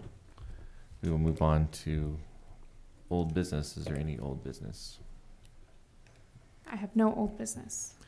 Study So there's a heading here, study session items. So is that just kind of a leftover from previous Yeah, agendas? Or? I had thought about taking it out, and then I was like, I don't know if it should leave it in because it's kind of a part of the agenda, and we organize the study session. So we don't have a study session item tonight. Okay, thanks. Planning department reports. I do have a report for the commission, and I do have a couple of flyers available. The planning department, as the planning commission may be aware, is beginning the process of our housing element update, the 6th cycle housing element update. And we are having a virtual community workshop Wednesday, May 31st at 6 p.m. And it is virtual, so it's over Zoom. And we're going to be introducing the housing element to the public. This meeting will be available in both English and Spanish. We'll have a live Spanish translation available for that meeting. We would greatly appreciate the Planning Commission to assist us with outreach to the community and to any of your community organizations, especially the Spanish-speaking population of the city. We would really like to make sure that we have as much community input on housing and the housing element as possible as we begin this process. This is where we're going to get feedback from the community that's going to help us guide drafting the policies that we ultimately bring back to the community in the draft plan. But this is an important meeting where we hear feedback up front. So again, that is Wednesday, May 31st at 6 p.m. via Zoom. And you can register for that. And the contact, we have a housing element email set up. That's just housingelement@hollister.ca.gov. And you can email us there with any questions about the housing element or if anyone has any interest in the meeting. And we'll be happy to help. So that, I believe, is my only report tonight. Chair Henderson, I apologize to you all for not being there in person today. I am sick, so I'm saving you all from that help. And my microphone is now working. The Benito Link actually put out a nice article. I don't know if you've seen it. On May 22nd, the Planning Division held a public outreach meeting on the mobile vending ordinance. And it was very well attended. We had about 36 people show up, and a good cross-section of the businesses, both the food vendors as well as brick and mortar businesses. We had some elected officials as well as some directors of our local downtown association. And I believe there may have been a chamber member there as well. So I wanted to let you all know it was a very successful meeting. And we're looking forward to the city council meeting, so hopefully for adoption on June 5th. Christy, first of all, I hope you're going to be okay, and we'll see you next time. But tell me, which meeting are you referring to? Because I had no knowledge of it. So I'm wondering, what was it again? It was an outreach meeting that we did as kind of a bonus meeting, just to do some extra outreach to the public. Who did it? Who did it? I did. But we didn't know about it? No, they announced it, I believe. I remember. Did I miss it? When did was I told that they were going to have that? I think during one of our previous meetings during the planning department reports, they mentioned. While I was on here? I think so. Man. I believe you were here. I was sorry I missed that. I like to stay in tune with that stuff. It was a good, and what we did is I put together flyers and actually went out at farmers market and hand delivered them to the mobile vendors, because a lot of the time they're not kind of watching what's going on in the city. We also posted it on the city's social media. It was sent out social media. Yeah. It was in the Benito Link, you said? Was there something in the Benito Link for that workshop? Yesterday. There was after it's already done, right? Yeah, the reporter did a great job. It was just it was really an informational session and an opportunity for the public to ask questions more informally, because they don't always get a lot of chance when they're at and it's a little intimidating in front of planning commission or city council sometimes, and you have a 3-minute time limit. Well, so sure. We wanted people to really understand the ordinance and sort of where to find it, the types of permitting, because it is something new, and we found that it was very well received. So awesome. Yeah. So was it recorded by any chance? Did it have any recordation of it, or? No, this one was not recorded. This was in person only. It was just Eva and I were there to just to talk to the public. I think that in the future, especially with new ordinances such as this public outreach and trying to find creative ways to reach people. Commissioner Lenore, we've really taken to heart what you said with the lack of participation, especially at Planning Commission from the public. And so we're hoping to, as much as we possibly can, do creative outreach to try to reach the target populations that really need to know about these ordinances. Okay. So, anyway, that is the only update that I have today. Thank you.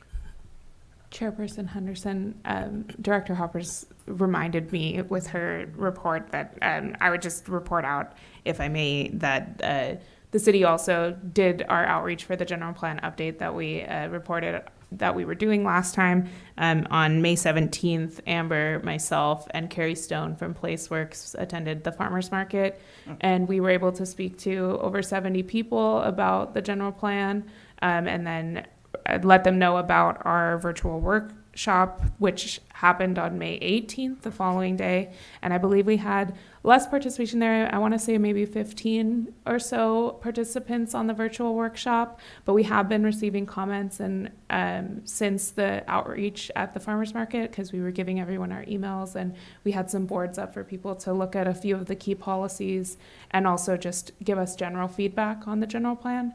So I believe we got some good feedback, and we've been getting some emails from the public since then to our general plan email. So we're happy about the outreach that we were able to receive to the community there on the 17th and 18th.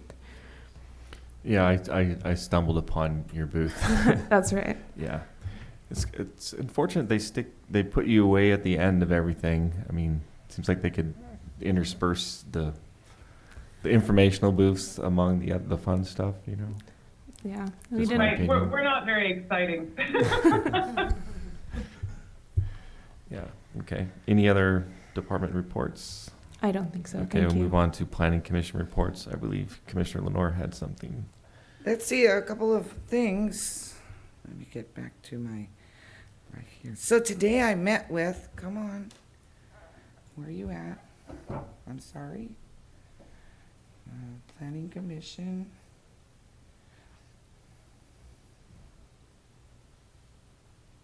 Oh, just give me a second. I met with a young lady and Anaceli Arredondo. I hope I have that right. I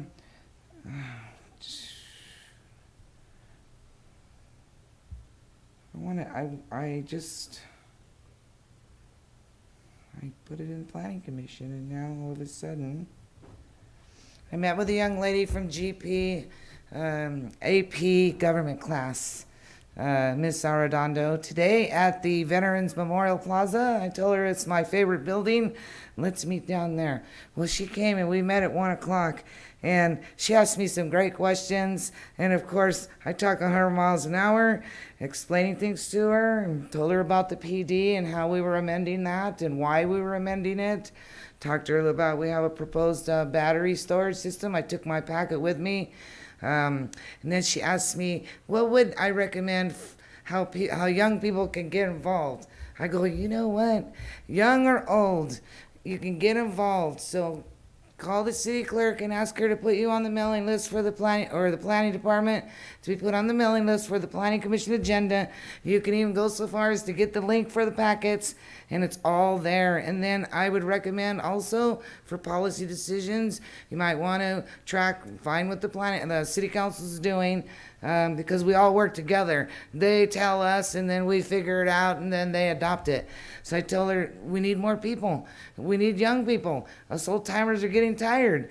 And so she was going to go back and tell the class, I think, that they could get copies of the agendas and how they could get more involved. And I told her, and if you want any more questions, you just give me a call. Email me with any questions your class might have, and I'll do my best to answer it. It was a very nice visit, almost an hour. She said I gave her a lot of good information, and she was very happy, and I congratulated her because she's going to graduate on June 9th. So I believe her name was Anaceli Arredondo, so I congratulated her there. So that's what I did today. I also informed her too that and along the lines of the same, we had a mayor that supports economic development. 'Cause she wanted to know what's the city support. City supports economic development. We really want to get moving on that. She talked to me about housing. I mentioned Rena a little bit so that she understands why sometimes we have to do the things we have to do. So that's my only, let's see, one more thing I wanted to request, and I already asked staff. I don't believe I got the ag preservation plan when you gave us the general plan and the climate action plan. So I need a copy of the ag preservation plan.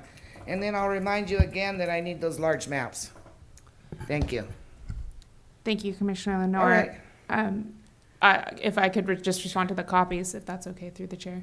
We're looking into the maps because we don't have access to our building right now. We don't have access to our plotter, but we are looking into getting high quality maps printed and what that would cost or what it would take to do that. So that's on staff's Big mind. budget for that general plan, so if we Yeah. want maps, we need to get them. And then we should have a copy for you actually in City Hall. And I Current. think Amber went away to get it, Yeah. so we'll get that to you tonight Current and proposed, I need both. for the I preservation need the policy. general plan 2005, 2023, and then this one, 2023, 2040. I need both those general plan maps. Yep, we're working on the Okay, logistics of that. thank you. And if you can't do it, let me know, I'll pay for it, I'll do my own. I can't see those maps. If I can't see it, how am I supposed to know what it's doing? So I'll buy my own if there's no budget. Thanks. Commissioner Lenore, what we are also doing in the interim until we can get those printed, we've had Placeworks put higher quality maps on the website so you can zoom in. The other thing that is on the website is a GIS map. Right. So you can turn layers on and off, so that's now been added. So that adds a little bit more of a tool for people to be able to zoom in. And then, of course, those printed maps will get to you as soon as we can. Yeah, I'm old have- school, and I'm not versed in GIS, so I'm old school, and that's how I like it. And I can draw on those maps. Thank you. Thank you, Christy. Anything else to report from the commission?